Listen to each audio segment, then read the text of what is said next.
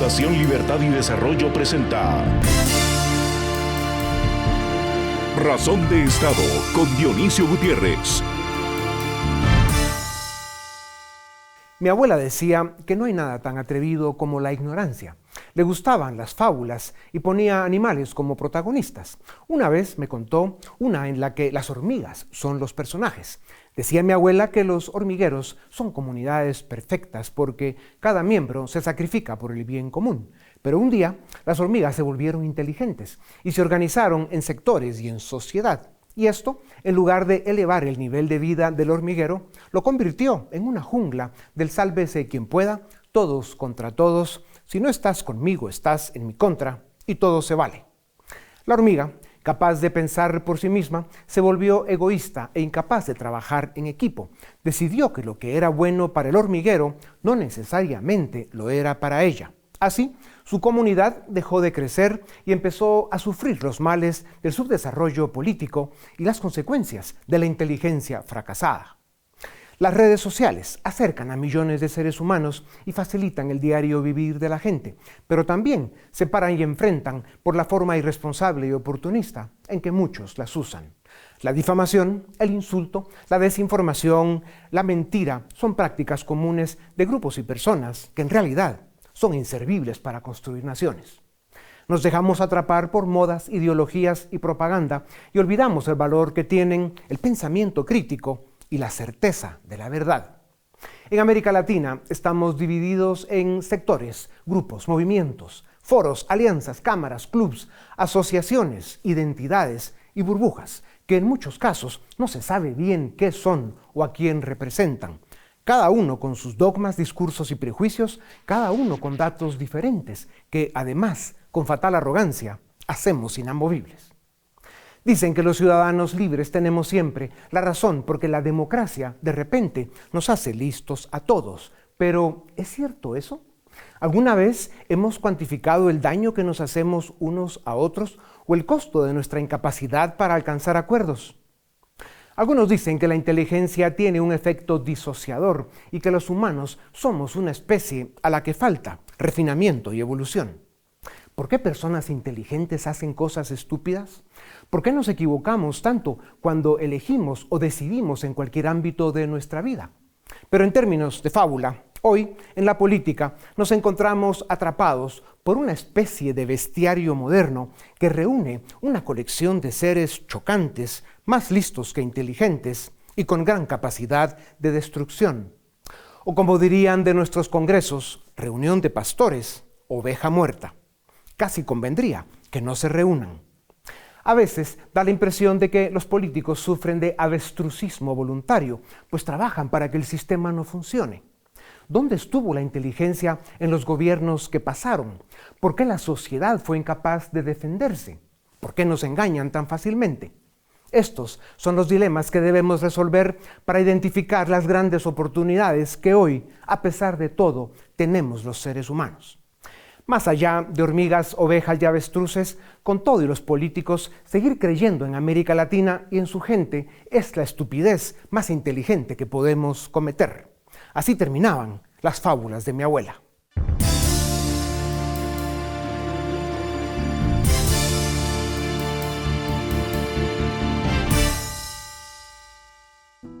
Francis Fukuyama es uno de los académicos más influyentes del mundo. En 1992 publicó El fin de la historia y El último hombre, un trabajo en el que planteó que la realidad revelaba que la forma ideal de organización política era la democracia liberal. Para entonces había caído el muro de Berlín, el socialismo real desaparecía y decenas de países transitaban hacia regímenes democráticos adoptando reformas económicas capitalistas y de mercado. 30 años después de la publicación de su obra, el signo de los tiempos muestra nuevas interrogantes. El siglo XXI inició con los ataques terroristas de 2001 en Estados Unidos y hoy somos testigos de la cobarde invasión de la Rusia de Putin a Ucrania. La gran recesión de 2008 trajo altos niveles de desempleo y la caída de los ingresos de millones de trabajadores en todo el mundo. Esta crisis generó desgaste y daño reputacional a Estados Unidos y a la Unión Europea por ser los mayores exponentes de la democracia liberal, provocando el surgimiento de estados aparentemente fuertes como China y Rusia, cuyos líderes no están sujetos a la ley ni limitados por los pesos y contrapesos constitucionales de las democracias occidentales. Las economías occidentales representaban el 62.77% del PIB mundial en 1980. Hoy son 41.8%. China pasó de ser una economía empobrecida en los 70 a ser la segunda economía del planeta. China, Rusia y sus aliados se esmeraron en sabotear la democracia liberal y difundir propaganda, asegurando que está en declive. Esto ocurre al tiempo en que muchos países del bloque occidental, como Hungría o Polonia, y casi todos los de América Latina, viven retrocesos democráticos. A la gran recesión económica le siguió lo que Larry Diamond bautizó como la recesión democrática. En 2022, Freedom House señaló que la libertad global ha disminuido durante 16 años seguidos. En ese mismo año, el Dr. Fukuyama publicó su obra El liberalismo y sus descontentos, en el que intenta comprender el origen del malestar en contra de la democracia liberal, a pesar de que es el sistema que promueve el respeto a la igualdad de los derechos de todos los seres humanos, el reconocimiento de la dignidad de la persona, el Estado de Derecho y la preeminencia de un gobierno limitado por el orden constitucional.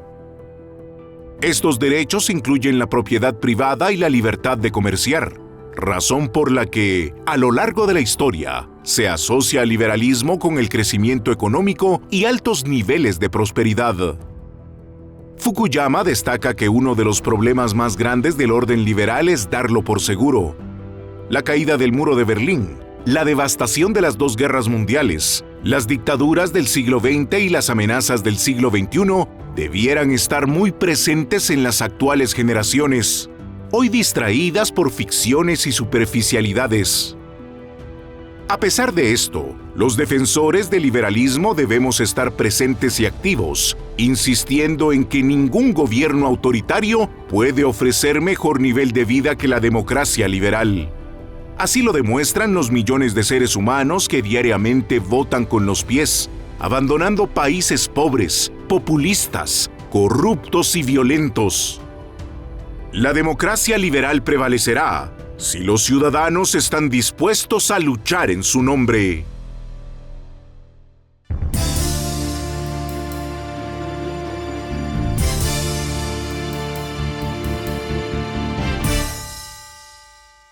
El siglo XXI vino acompañado de hechos inesperados.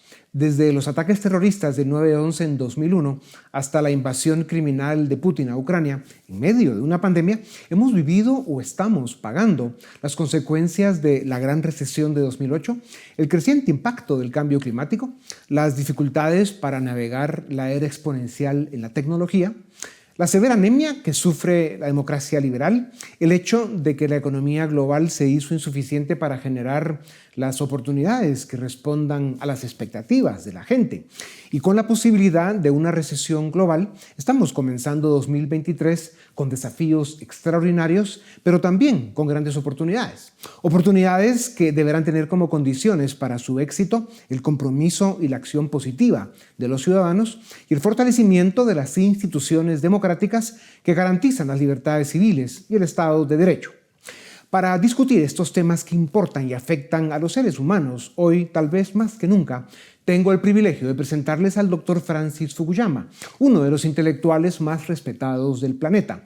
Es profesor de Ciencias Políticas en la Universidad de Stanford, desde donde dirige importantes programas académicos relacionados con política internacional.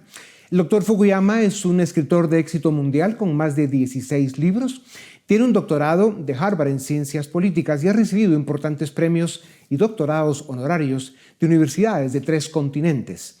Doctor Fukuyama, bienvenido a Razón de Estado. Muchas gracias. Lo vi el 2 de enero en la playa de Carmel, California, bajo la lluvia, resumiendo el 2022 y hablando de las perspectivas para 2023. Dijo que 2022 terminó mejor de lo que comenzó. Cuéntenos brevemente por qué, pero sobre todo, cuéntenos cómo ve 2023. Bueno, creo que al comienzo de 2022 los rusos estaban concentrando fuerzas en la frontera con Ucrania. Todos esperaban algún tipo de acción militar, lo que resultó ser una invasión a gran escala con la intención de derrocar el régimen de Kiev e incorporar Ucrania a Rusia. En este momento, un año después, no ha sucedido. La invasión rusa ha sido un gran fracaso. La mitad del ejército ruso ha sido destruido por los ucranianos, quienes han defendido su libertad con mucha valentía, y la guerra, de hecho, ha ido mejorando para Ucrania más de lo que nadie esperaba. Pues yo diría que eso es lo primero. Este es un año también que vio a China, que se miraba como un fuerte poder autoritario que hizo muy bien las cosas durante el COVID. Sufrió protestas masivas porque las personas no podían tolerar más la política de cero COVID que había sido impuesta, y ahora relajaron la política y el número de muertes por COVID se ha ido al cielo.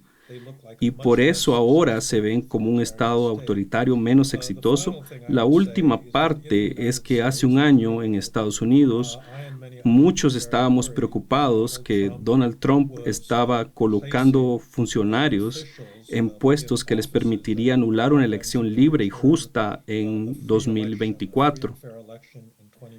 Pero el 8 de noviembre, la mayoría de esas personas fueron derrotadas y parece como si el malvado esfuerzo por socavar la democracia estadounidense también ha sido derrotado. Por eso pienso que por estos tres eventos, más las grandes protestas en Irán, estamos mejor hoy que lo que hubiera pensado un año atrás. Doctor, ¿y cuáles son sus perspectivas para 2023? Bueno, creo que debemos apoyar a otras democracias. Creo que una de las cosas inspiradoras sobre Ucrania ha sido la solidaridad de la OTAN y de otros países democráticos suministrando armas a Ucrania y el apoyo económico que necesita para sobrevivir. Sin embargo, uno de los grandes temas, yo creo que son los países pequeños que se enfrentan a grandes retos para su democracia, como tu país, Guatemala, que quedan fuera del radar de Washington, de Bruselas o de otras partes más desarrolladas del mundo, y creo que es muy importante que pongamos atención a las amenazas a la democracia donde quiera que ocurran. Usted habla a menudo de la recesión democrática que vive el mundo, especialmente desde 2008. Sin embargo, la mayor parte de América Latina lleva décadas saliendo de una crisis para entrar en otra. No hemos logrado ritmo y continuidad para resolver la mayor desgracia que vivimos, nuestro subdesarrollo político.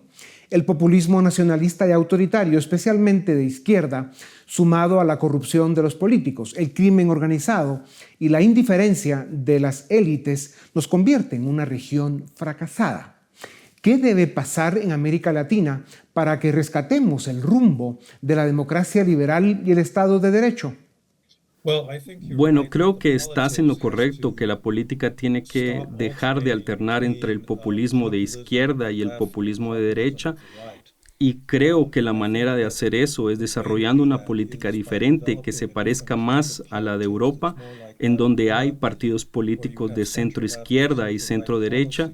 Sabes, hubo un momento en los años 90 cuando pensé que eso iba a suceder en México y en Brasil y en algunos de los países más grandes de tu región, pero desafortunadamente no existió el liderazgo para crear ese tipo de situación. Y bueno, tú sabes, lo que estaba pasando en ese tiempo fue que la desigualdad, que creo que es uno de los mayores impulsores del populismo, estaba de hecho disminuyendo por causa de políticas sociales sensatas, y ahora mucho de eso ha sido socavado y desmantelado, y creo que la región ha retrocedido y continuará alternándose entre estos dos populismos extremos, a menos que puedan desarrollar un centro que sea moderado y comprometido a, como mencionaste, el Estado de Derecho y los valores democráticos.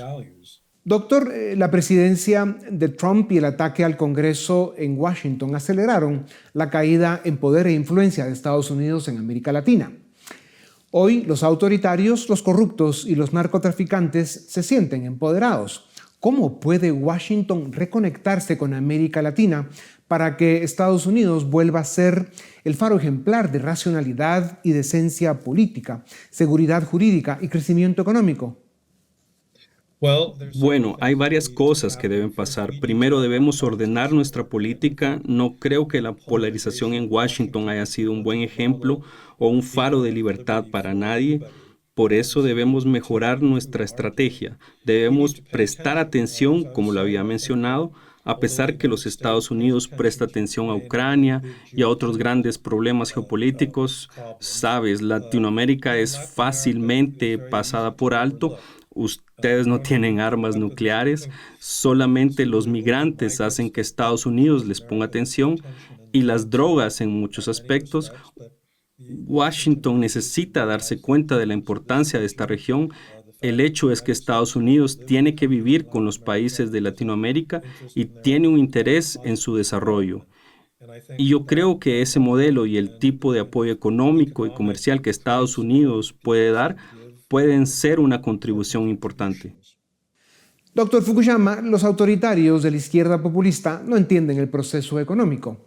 Los dictadores prefieren gobernar pueblos pobres. La realidad de Cuba y la debacle venezolana dan cuenta de ello. Lo mismo sucede con los populistas de izquierda del desastre argentino o con las ideas y el estilo de gobernar del presidente mexicano. ¿Qué debe pasar para que los pueblos elijan mejores gobernantes? Bueno, no hay una fórmula fácil para hacer eso. Parte del problema es que las élites en muchas partes de los mismos países de Latinoamérica tienden a aislarse de los problemas reales que enfrentan sus sociedades. Viajan a Miami, tienen bonitas casas y se pueden aislar de los narcotraficantes y la violencia y la pobreza que los rodea. Y creo que necesitan un tipo diferente de liderazgo que esté más comprometido en la construcción de naciones reales, que no estén gobernadas por una pequeña élite en la cima que generalmente no ve los intereses de la mayoría de la población. Doctor, estamos viviendo un ciclo de recesión democrática desde Turquía hasta Venezuela, desde Myanmar hasta Túnez, pero también en India, Estados Unidos y algunos países europeos. Es evidente que es necesario formar y educar una nueva generación de tecnócratas políticos, estadistas, líderes que entienden la importancia del orden democrático, el respeto a la ley y la necesidad de continuidad en las políticas públicas que logran desarrollo y bienestar. ¿Por qué la academia y las élites económicas del mundo prestan tan poca atención a esto? ¿Es así como arreglaríamos los descontentos con la democracia liberal? Bueno, yo pienso que ha habido bastante educación económica. Tienes tecnócratas en Latinoamérica, los bancos centrales han mejorado bastante a como eran 30 o 40 años atrás, y entonces hay más capacidad en ese ámbito. El problema, yo creo, es en el ámbito legal y político. Las personas realmente no entienden la manera en que la democracia debe funcionar, por qué es importante tener un sistema judicial independiente que no sea solamente la herramienta de cualquier partido político o político que esté en el poder. Y necesita ser una institución independiente. No entienden el papel de los legisladores y la necesidad de conocimiento y políticas públicas. Todas estas cosas, creo, son componentes de un sistema democrático funcional.